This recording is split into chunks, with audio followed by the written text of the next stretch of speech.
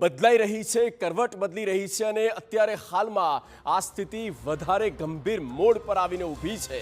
America Iran વચ્ચે આ તણાવ સતત ને સતત વધી રહ્યો છે અને ક્યારે પણ યુદ્ધની શરૂઆત થઈ શકે।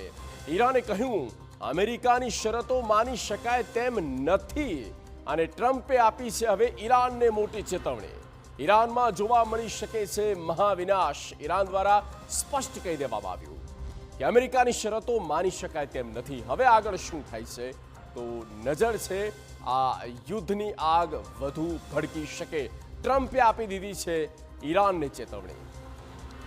તો આ સમગ્ર પરિસ્થિતિ અત્યારે જે બની છે અને બંને દેશ ઝૂકવા માટે તૈયાર નથી, કોઈ કોઈની શરત માનવા માટે પણ તૈયાર નથી અને તેનાથી થઈ શું રહ્યું છે તો સ્ટ્રેટ ઓફ હોર્મુઝ હોય કે તેની આસપાસનો જે વિસ્તાર છે ઈરાન અને તેની આસપાસના જે બાકીના જે ખાડી દેશો છે ત્યાં સ્થિતિ અત્યારે ગંભીર મોડ પર એ તમામ દેશ આવી ગયા છે। હોર્મુઝની ખાડી પર મચી ચૂક્યો છે હાહાકાર, કારણ કે છેલ્લા 72 કલાકથી સ્થિતિ આઉટ ઓફ કંટ્રોલ થઈ રહી છે અને સ્થિતિ ખૂબ જ ખરાબ થતી દેખાઈ રહી છે। અમેરિકાએ ફગાવ્યો છે ઈરાનનો શાંતિ પ્રસ્તાવ અને અમેરિકા પોતાની માંગ પર હજી પણ અડગ છે, કાયમ છે। ઈરાને હોર્મુઝ ખાડી પર સુરક્ષા વધારી છે, નાકાબંધી બંને દેશની છે, કોણ કોની પર ભારે એવામાં અમેરિકા હવે કરી શકે છે ઈરાન પર હુમલો।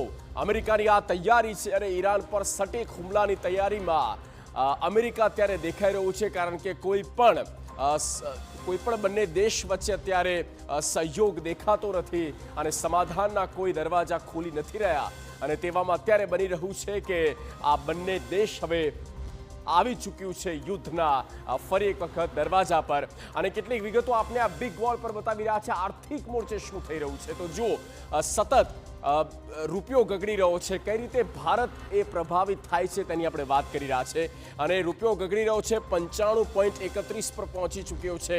આ સૌથી હાઈ રેટ અત્યારે છે પર ડોલર $95.31 અને ક્રૂડના ભાવમાં અત્યારે ઉછાળો આવ્યો છે, $100 ઉપર ગયો, $104 પ્રતિ બેરલ આ ક્રૂડનો ભાવ છે અને થઈ રહ્યું છે કારણ કે ઇમ્પોર્ટ જે રીતે વધી રહ્યું છે અને તેને જોતા હવે એ સ્ટોરેજ કેપેસિટી છે તે ક્યાંક ઘટી રહી છે અને તેના કારણે થાય છે તો ભાવ વધે છે અને રૂપિયો ગગડી રહ્યો છે।